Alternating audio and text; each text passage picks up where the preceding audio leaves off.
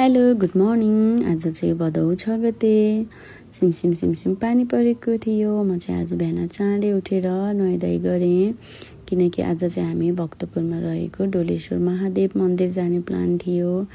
त्यही भएर बिहान 4 बजे उठेर नुहाइधुवाइ गरेर घर सफा गरेर घरमा पनि धूप बत्ती गरेर अनि मन्दिर जाने प्लान थियो। घरमा धूप बत्ती नगरी चाहिँ बाहिर कुनै मन्दिर जानु हुँदैन रे। सो त्यही भएर मैले चाहिँ पहिला घरमा धूप बत्ती गरेको थिएँ। त्यसपछि हामी चाहिँ 5 बजे निस्किने भनेको थियौँ, तर 5 त होइन 6 चाहिँ बज्ला जस्तो छ। सैविक म फुल टिपेर आउँदा छोरो स्लिपिङ, लुगा लगाइदिएर गएको बेबी आउँदाखेरि त निदाइसकेछ एकैछिनमा। यो चाहिँ जडीबुटी पुगेपछिको भिडियो हो। धेरै टेन्सन लागेको थियो यतिखेर पानी परेर हामीले चाहिँ छाते लान बिर्सेछौँ। हतारमा सिमसिम पानी परिरहेको थियो। लास्टै टेन्सन लाग्यो, अब पानी पर्यो के गर्ने भनेर तनाव भइरहेको थियो। तर हामी भक्तपुर पुगेपछि चाहिँ पानी थिएन। यो बाटो चाहिँ मन्दिर जाँदाखेरिको बाटो, ठाउँको नाम त मलाई पनि थाहा छैन। फाइनल्ली हामी पुग्यौँ डोलेश्वर महादेव।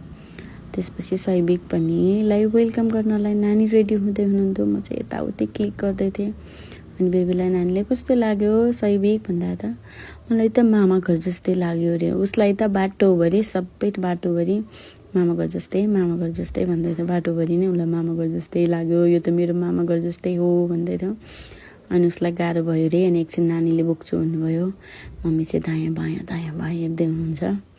मम्मी पनि फर्स्ट टाइम हो नि त, त्यही भएर मम्मी चाहिँ हामीलाई फलो गर्दै हुनुहुन्थ्यो। अनि हामी चाहिँ अघि थियौँ। सैविकलाई चाहिँ नि लड्डु खान्छु भन्दै थियो। त्यहाँ पसलमा लड्डु देखेर बेच्न राखेको बुबु खान्छु भन्छ कुनै बेलामा, के भन्नु।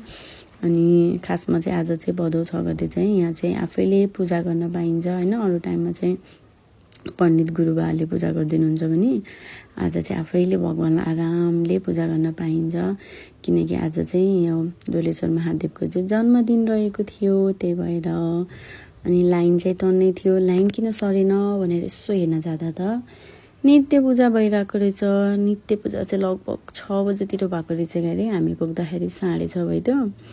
6:30 बजीसम्म नित्य पूजै थियो। त्यस्तै हो। अनि आधा घन्टा जति हामी लाइन बसेको थियौँ होला। नित्य पूजा हेरेँ एकछिन। अनि फाइनल्ली हामीले ढोक्यौँ, दर्शन गऱ्यौँ। बेबीसँग फोटो पनि खिचियो। अब मन्दिर गइसकेपछि अलिअलि फोटो त खिच्नु पऱ्यो नि। मम्मीलाई हाँस्नु भनेको मम्मीले हाँस्नै बिर्सिनु भयो। त्यसपछि के गर्नु त, त्यही पनि हामीले फोटो चाहिँ खिच्यौँ।